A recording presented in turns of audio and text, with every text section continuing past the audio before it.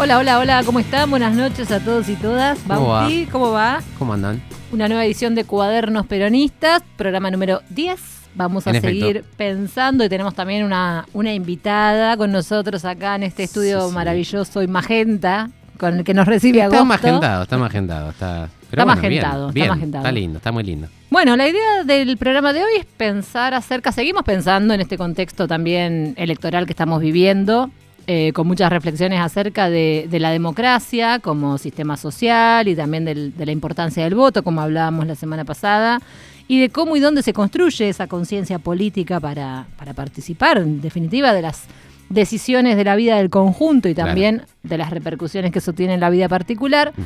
Así que, por supuesto que en principio le vamos a dar la bienvenida a nuestra invitada, que se llama Candela López, que es una compañera y colega de la educación pública. Cande. Sí, buenas noches, chicos, chicas. Gracias por la invitación. No hay por qué. Y sí, estamos acá para hablar y defender la escuela pública. Muy bien, acá compañeras.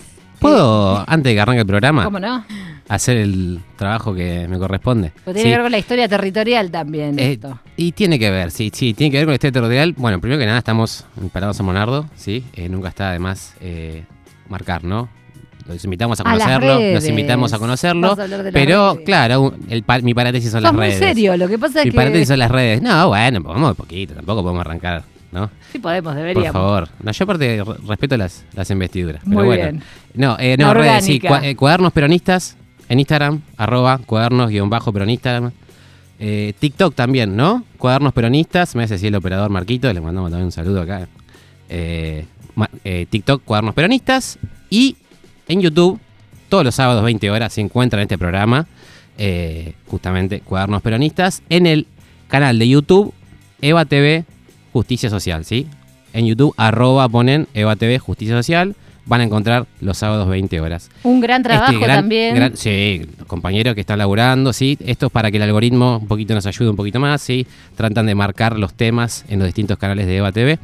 El nuestro, lo que sería educación, cultura, estaría en Eva Justicia Social. Así que sin más y sin nada más que agregar. Justicia social, todo lo que haya que reivindicar. Queda al pie. Todo lo que haya que reivindicar exactamente acerca de los derechos, ¿no? Con tanta denostación que tiene en la actualidad lo público, lo estatal y bueno, y particularmente el concepto de justicia social con estos ataques a los que nos tiene acostumbrado nuestro presidente actual. Así que decíamos recién, Cande, bienvenida acá a nuestros estudios en el Partido de la Costa, como presentaba Bauti recién. No, pensé que ibas a hacer alusión a que acá en esta mesa estamos... Casi se me escapa la tortuga. Generaciones de docentes y estudiantes. Pero bueno, hablando de la educación pero pública. Sí, hay un trazamiento generacional, ¿a eso se refiere? Sí, totalmente, Yo ya me totalmente. Siento una señora muy mayor. Bueno. Pero Cande es profesora de historia, Bautista Torres también. Ex profesora mía. Ex-profesora, ex actual estudiante. Directora de escuela secundaria. Sí. Y también candidata, digámoslo. También, sí. También candidata. Fuerza Patria. Fuerza Patria. Por Fuerza Patria, casualmente. Se dio la casualidad. Sí. Estamos todas en la misma línea, en defensa, difusión y cuidado de la escuela pública y de lo público en general, frente al discurso de odio que nos atraviesa y siendo la escuela siempre, ¿no? La recepción de lo que pasa en la sociedad. Vos sabés que el otro día escuchaba, ya que viene con el tema, porque en realidad estamos como dándole vuelta a esta cuestión de la participación. El otro día escuchaba también a una colega de streaming mencionar el tema de, queremos ver más gente común en la legislatura, en el caso en que estaban hablando de la Cámara de Diputados o de la Cámara de Diputados de la Nación, de la provincia, en nuestro caso quizás, las concejalías, el consejo escolar.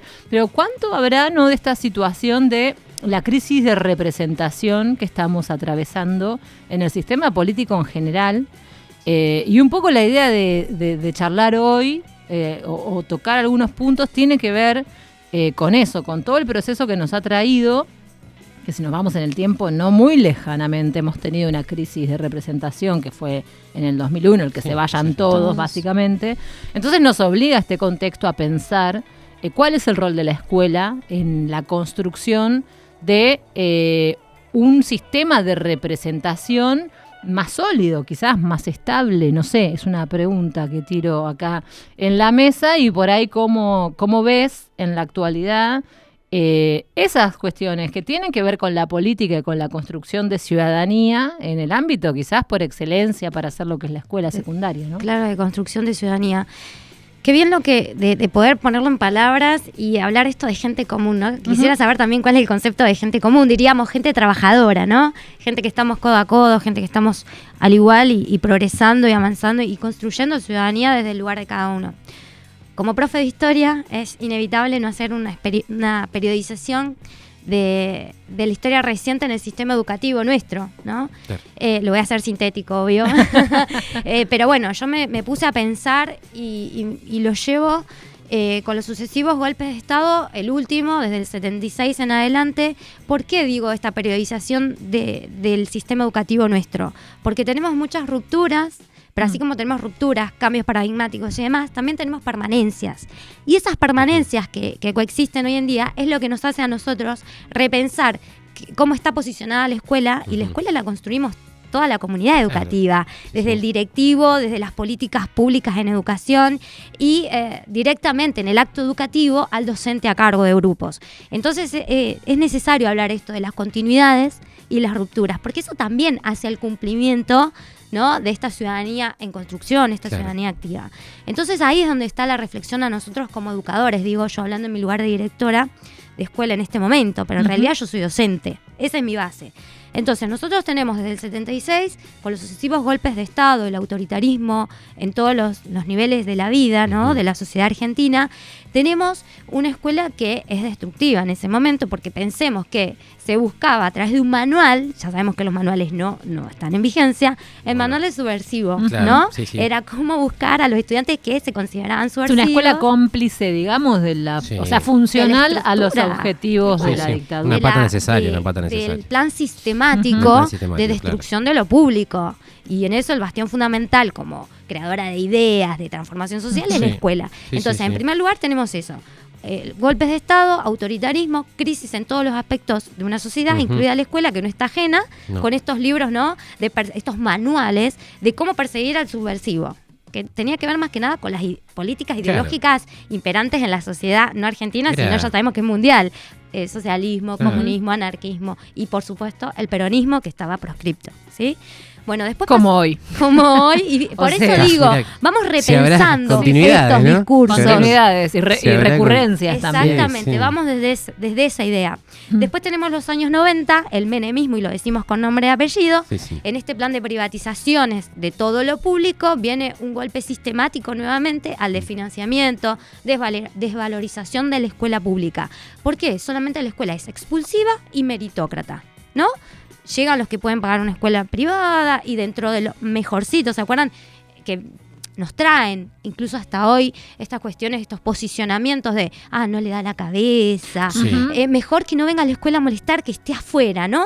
Esto es expulsar al que es diferente, a que opina distinto. Claro. Sí, en un contexto en el que también la lógica de la eficiencia del sector privado y justamente con esta construcción del Estado ineficiente, del Estado gigante que hay que achicarlo y que descentralizar, la ley federal de educación, básicamente. Exactamente. El de financiamiento del sistema y cómo eso pone en jaque también hasta la actualidad, por eso hablábamos de la representación, pone en jaque hasta la actualidad la confianza de la población en el Estado, como que nuestro principal enemigo también tiene que ver con ese discurso destructor del Estado como una herramienta de transformación, más allá de que tengamos que poner varios paréntesis en discutir qué cosas del Estado realmente tenemos que revisar, ¿no? Claro, y acá viene por eso vamos definiendo ejes. Tenemos las rupturas, las continuidades, el sistema educativo por un lado y la concepción del sujeto, ¿no? En este contexto, la constitución del sujeto adolescente o las juventudes, no eran juventudes, eran jóvenes, hombres por lo general, ¿no? Siempre los estudiantes, eran estos sujetos que estaban adoleciendo, ¿no? Desde la mirada del dolor. Hay teorías psicológicas, Sí, la totalmente, psicóloga no me lo va a dejar desmentir. La biología Entonces, haciendo su aporte esta al cuestión del capitalismo. ser que adolece. La biología ¿Cuánto- no, el biologicismo. ¿Cómo perdón. nos marcó eso? Incluso en totalmente. la formación nuestra, mía. Entonces, esta cuestión de el adolescente es un ser que adolece. No sabe nada, no vamos a escuchar esas voces porque no tienen nada que enseñar a los adultos. Sí, es como la continuidad de la Punto. tabula rasa, ¿no? Exactamente. Doy estímulo-respuesta. Bueno, de esta manera llegamos con la ley federal de educación, veníamos del autoritarismo, ley federal que corresponde a una ley al posicionamiento bancario de la educación, diría Freire, ¿no? Fue el consenso de Washington, 94, Consenso de Washington. totalmente en funcionamiento. Enlatados. Enlatados. Sí, sí. Y sujetos que respondan al trabajo de las grandes corporaciones. Ujú. ¿Sí? A la y todo flexibilización aquello laboral, que era la quedaba propuesta. afuera. Todo lo que era distinto, la pobreza, que iba en crecimiento, por supuesto, generaciones de desigualdades, quedaban excluidas. Hasta que en el 2006, por un posicionamiento político y una mirada distinta, hay una ruptura total y un nuevo paradigma educativo que viene con la Ley de Educación Nacional 26.206 durante el gobierno de Néstor Kirchner, en donde acá comienza una concepción nueva, paradigmática, en la educación como derecho inalienable de todos los sujetos. Derecho universal humano. Entonces, por ende, si es un derecho, el Estado y todos los agentes del Estado, que ahí nos incluye a los docentes, debemos ser garantes de una educación pública, gratuita, de calidad, ¿sí? Con sentido de igualdad, de justicia social y con atención a la diversidad. Eso está para hacer el puntito allí Sí, y poner y exactamente el recurso audiovisual. No, pero además, ¿cómo naturalizamos el tremendo trabajo legislativo y de transformación que se dio en esos marcos conceptuales y paradigmáticos? Porque esta ley de educación, el otro día lo mencionábamos también con Marina, acá en el programa, esa ley de educación está acompañada por la ley del sistema de protección de derechos de niñas y adolescentes, Claro, es una ley integral. tiene la ESI, digamos, una serie, la ley de salud mental. Sí, En sí, esos sí, sí. años, breves años, Sí. se dieron una serie de leyes que tienen como epicentro los derechos humanos, es decir, la Sí, sí. perspectiva La de los derechos centralidad humanos. de los sujetos en derechos humanos. Exactamente. No, y aparte lo transformador que fue incluir a la comunidad, la construcción comunitaria como base democrática, ¿no? Y esto de fortalecer el sistema democrático en igualdad para todos, o sea, con acceso de oportunidades y posibilidades para todos y todas, en clave de equidad para cada trayectoria, ¿no? Pensar en esto, incluimos a todos adentro de la escuela, pero también con una mirada atenta a cada trayectoria. Esto que decíamos, qué problemática tiene, Eso. cómo transita la escuela, cuáles son sus motivaciones, cuáles son sus deseos. Se comienza a hablar de los deseos claro. de los sujetos, ¿no? Ujú. De los sujetos que están aprendiendo. Y bueno, y ahora si quieren hago un corte acá. Pero sí, igual es justamente la Nos viene concepción bien el punto de democrática inflexión. que... Sí. Así que vamos. Porque es otro temón. La democracia se el que se construye abre, día a también día. no muy tratado. Y significa que cada vez sean más los hombres y mujeres que pueden ejercer su derecho a elegir. En la Argentina, a través de los años fuimos ampliando nuestra democracia. En 1821 comenzaron a votar todos los hombres mayores de edad, aunque, como el voto no era ni obligatorio ni secreto, era muy fácil recurrir al fraude y a la manipulación. En 1912, el pueblo logró que se sancionara la ley de voto universal, secreto y obligatorio.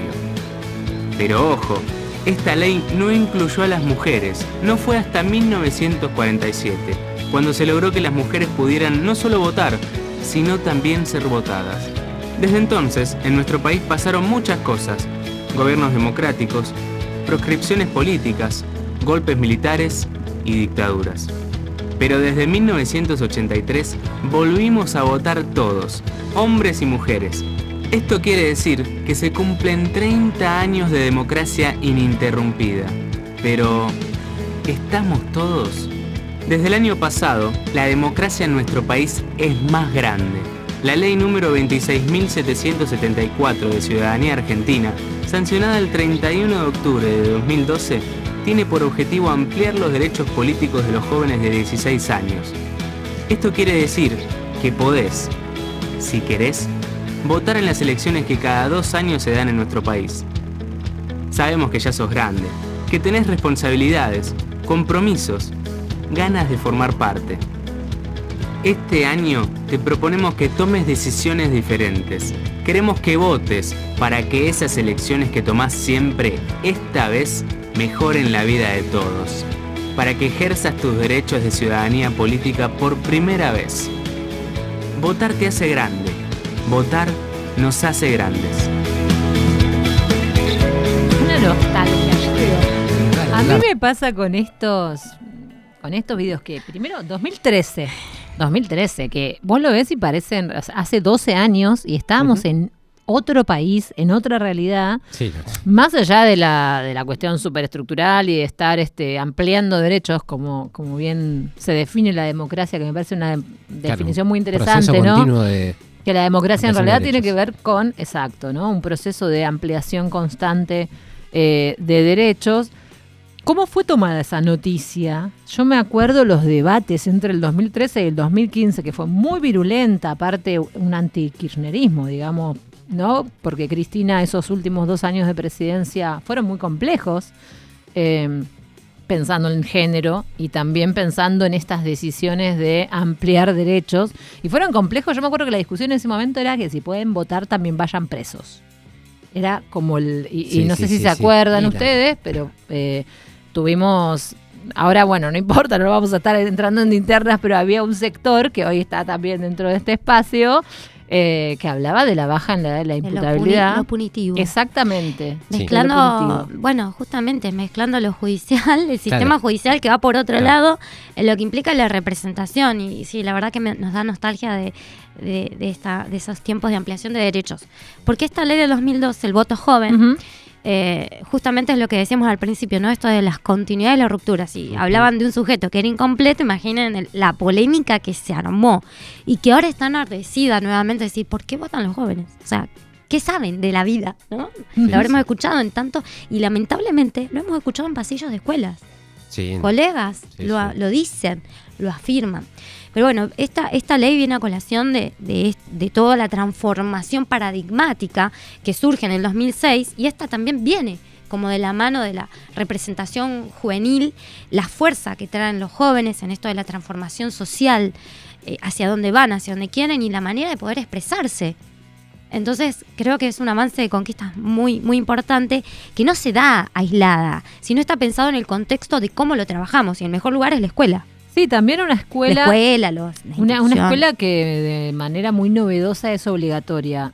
También eso me parece que es algo que hay que tomar, ¿no? Estamos en un momento quizás de revisar todo frente a una crisis de sentido muy grande, porque es cierto, ni siquiera tenemos un consenso básico acerca de la concepción del sujeto, de si el sujeto es pensante, digo, de estas discusiones filosóficas o sociológicas de cuándo un sujeto está en condiciones de tomar qué decisión y cuál.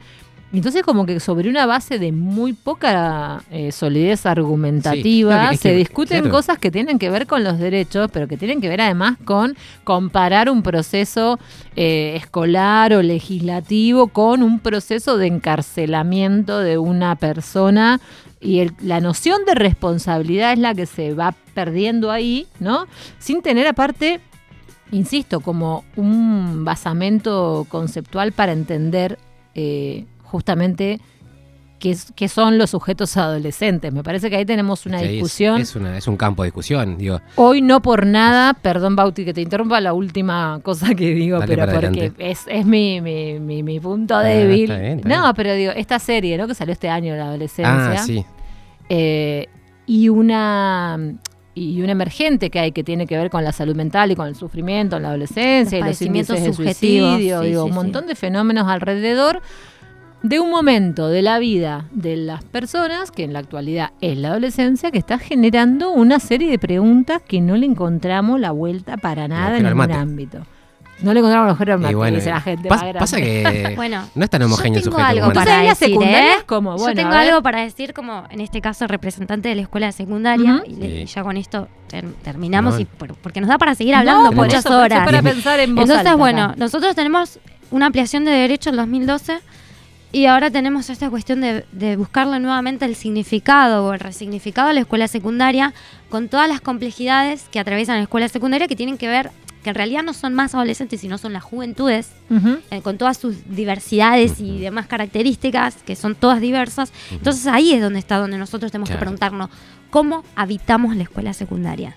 Entonces en esta planteo de filosófica, ¿no? De los Ujú. pensadores de la educación, en la provincia de Buenos Aires, a partir del año pasado, porque el desafío nuestro ahora es, en medio de todas estas transformaciones, discurso del odio y demás, tenemos en el 2020 una pandemia que Bueno, claro, sí, rompe, sin duda. rompe, y Sí, esto no hay que dejar de Te decirlo. reconfigura el sujeto. Totalmente. inevitablemente. Y nos corta lo que es la institución escuela. Ujú. Con esto, porque Claro. los chicos se dan cuenta que es mejor estar en la casa, en la cama, tapaditos. Digo, porque soy madre también y lo he visto con mi hija, tapaditos haciendo la tarea, o es más fácil hoy acudir a la inteligencia artificial. Entonces son Claro, desafíos venía. que tenemos del siglo XXI.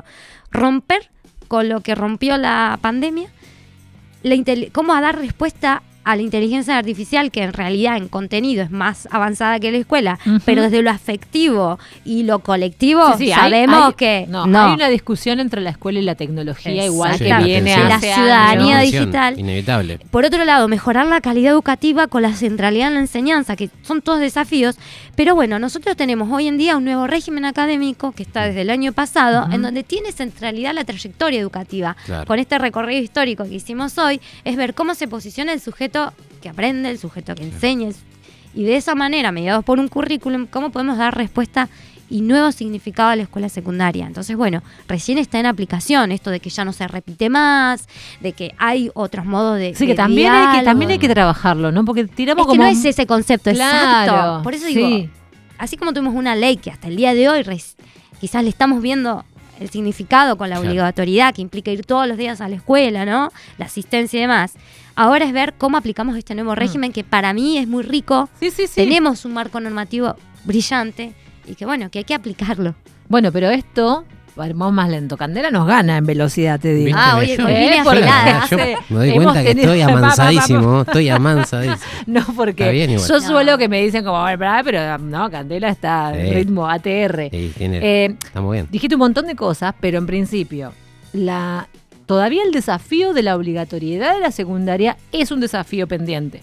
Porque todavía hablamos de, digamos, más allá de que aumentó en gran medida el tránsito por la escuela secundaria, muchas veces la terminalidad es en otros programas de adultos, hablamos de fines, hablamos de SENS, de otras modalidades, pero que en principio es cierto, tiene un gran desafío la institucionalidad de la enseñanza secundaria para alojar a Ujú. estos sujetos que son las juventudes. Mm. Eso por un lado, y la ESI, que también la mencionamos, la educación sexual integral, a la luz de lo que fue posterior a la ley de educación sexual integral, como fue la ley de matrimonio igualitario, Claro. la ley de identidad de género, también requiere una revisión de otro tipo de construcciones identitarias que tienen que ver con las identidades no binarias, con lo trans, con un montón de cuestiones que también, al no tener un ámbito de discusión política de mayor nivel de calidad democrática, digámosle, para no decir, ¿no? Sí, Pero digo, pero en Vidal, en la provincia de Buenos Aires, Macri, se después rompe, la pandemia, se rompe. Claro, se la te rompe. pospandemia, y hay como 10 años, 8 años, en donde estas discusiones que venían con una gimnasia no se dieron más. No. Y realmente los 2 años de la pandemia, coincido plenamente, que los tenemos que tomar como eso, como un bombazo en el desarrollo de una generación que a esa edad, digamos, 2 años, lo hemos ya hablado otras veces, genera agujeros importantes y experiencias de socialización muy distintas Sí, también, sí. que hay que atender. Entonces me interesaba también que podamos desandar un poco alguna de las viñetas que nos estás trayendo. El tema de cómo vamos a habitar la escuela secundaria es fundamental. El régimen académico, que lo hablamos el año pasado Claro. con Carolina Estivala, la inspectora de secundaria de nuestro distrito, pero aparte una compañera también Que vino programa. que piensa la inclusión educativa. Porque es cierto, tenemos un montón de herramientas. ¿Qué nos falta? Sí. Tenemos la cajita de herramientas. Yo hago un paréntesis acá y ustedes me dicen que voy muy rápido, pero en realidad es las Muchas dinámicas. ideas. No, son las dinámicas que nos atraviesan día a día. Claro, sí, Entonces, que nos exige quizás repensarlo, un debate o un espacio para resignificar todo eso, porque a nosotros tres que estamos acá y toda la audiencia, obviamente, no nos tienen que venir a decir cómo pensar el sujeto educativo en clave de derecho. pero muchos compañeros, colegas, no compañeros, están todavía en esa transición, que todavía no saben de la obligatoriedad, y sin embargo pasó pandemia, cambios de leyes, discursos de etcétera, etcétera, que hoy no saben dónde están parados en el sentido de inclusión, ¿no? Entonces creo que es un debate que debemos darnos y están buenísimos estos espacios para seguir repensando, ¿no? Porque parecería que todavía es opinable, ¿no? Y es prescriptivo. Por eso digo el marco normativo tan rico, es obligatorio. Pero vos sabés, bueno, ahí también tenemos otro desafío, que es lo prescriptivo, como dicen en la educación, siempre están con todos los tecnicismos al dedillo. No, pero lo prescriptivo, lo normativo, lo hemos tenido como prurito mucho tiempo. Un poco saldo y consecuencia del terror de Estado y de las prácticas autoritarias. Y ahora estamos viviendo este engendro de gobierno nacional que desde un discurso tan caótico, confusional, perverso, es un autoritarismo que no podemos como terminar de calificar, porque es como esto, bueno, la libertad es que cague el más débil, básicamente. Esta es la libertad que nos está planteando Milei. Entonces, es muy complejo porque en la producción de subjetividades, hablábamos recién, la inteligencia artificial, las tecnologías, los pibes mediatizando con todas esas herramientas y con una función quizás de los adultos caída. Ese es un escenario bastante complejo, porque no podemos caer en esto de no, las pantallas son malas, las tecnologías no, porque digamos, es una herramienta de la socialización que está naturalizada. Lo que tenemos que ver es cómo mediamos desde la función adulta y pedagógica. Cómo homologarlo, ¿no? Exactamente, el uso de esas tecnologías. Y sobre todo las consecuencias que eso tiene en los vínculos, que es lo que por lo menos más nos preocupa desde la perspectiva de los derechos humanos, ¿no? Cómo esas tecnologías, herramientas, lo digital, como dice Cristina, que también estamos tratando de retomar ese hilo que nos planteó en marzo en el Congreso Educativo, la nueva ética digital. Frente a esa situación en la que, bueno, las generaciones vienen con una nueva tecnología en su vida cotidiana. Es parte. Exacto. Un conocimiento ¿Cuál va a técnico ser la operativo, ética? es un conocimiento Hay que específico, construir técnico, una ética. operativo. Y esta división en cuanto a lo tecnicismo tecnológico y la afectividad del ser humano, ¿no? Que eso no hay ninguna máquina, ninguna inteligencia artificial que lo logre, ¿no? Esta cuestión de la red, de la construcción colectiva. Hay gente que te lo discute. Que nadie se salva solo. Hay docentes que no les gusta. Ya lo sé. Y bueno, que la pedagogía y el afecto vayan de la mano. Hay varios que te revolean con una silla. Tenemos en nuestro país ya una primer docente de inteligencia artificial. Me parece que es Santa Fe, ¿no? No sé. Vi las noticias. No, un anuncio. Entonces imaginemos un curso de 30 pibes con 30 trayectorias particulares y singulares con una docente. Los padres lo maquinita. van a pedir. No, 2 no nos días asusta, le va a durar. esa maestra nos asusta. No sabía, muy loco. O sea que esto sería, están los pibes en un aula y hay una máquina que les da la clase, pero que también interactúan, porque esta es la novedad. Porque también igual hay que dar ese debate.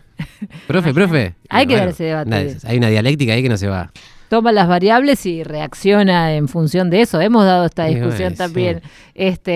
Por allá también está la colaboración de la producción que pone carita, Sub-20 por ahí, que planteó en una plenaria que tuvimos, no me acuerdo bien de qué estábamos hablando, crianzas comunitarias, ¿no? Estábamos hablando de sujetos o personas significativas en la crianza. Un poco pensando... En esa dinámica, digamos, el objetivo era pensar justamente cuántos adultos, cuántas personas cumplen una función socializante más allá de los vínculos afectivos de la familia y demás. Pero la compañera y otras compañeras sub-20 traen vínculos y relaciones de las redes. Es decir, tengo una amiga que me dice, no sé, no quiero decir ninguna aplicación extraña porque no uso, pero bueno, alguien en definitiva que sea una persona que es importante en tu vida, pero que no conoces físicamente. Claro. Entonces se generó la discusión de si eso era o no era un vínculo. Bueno, por eso, son discusiones que nos vamos a ir dando. Que encima te van a decir ahora que me dice un minuto. Encima esa generación te va a discutir que sea muerte. Hoy se encuentra, eso hay que entenderlo también. Pero no podemos negar esa discusión. Se busca pareja. No, negarla ni hablar. Por las redes. Bueno, o sea, es una herramienta de socialización. Claro, En el límite principio. es muy finito. Pero Sí, bueno, esto queda es una abierto. herramienta, Pero vamos a ver, vamos a cerrar con sentido Sí. este programa en el que discutimos y intentamos abrir preguntas siempre en relación a el sistema de representación. La representación es una práctica que representa a un sujeto que está planteando, por lo menos si lo tomamos generacionalmente, que hay vínculos, que hay justamente resonancias afectivas que se dan a través del uso de una tecnología. Bueno, vamos a tener que pensar en relación a eso, porque evidentemente hay algo de la práctica política de la ciudadanía que tenemos que pensar junto con ellos en Inevitablemente. esa clave. Y sí. Así que bueno, hasta aquí llegamos en el programa número 10 de Cuadernos Peronistas. Nos vemos en la próxima edición. Adiós. Adiós. Adiós. Síganos en Instagram.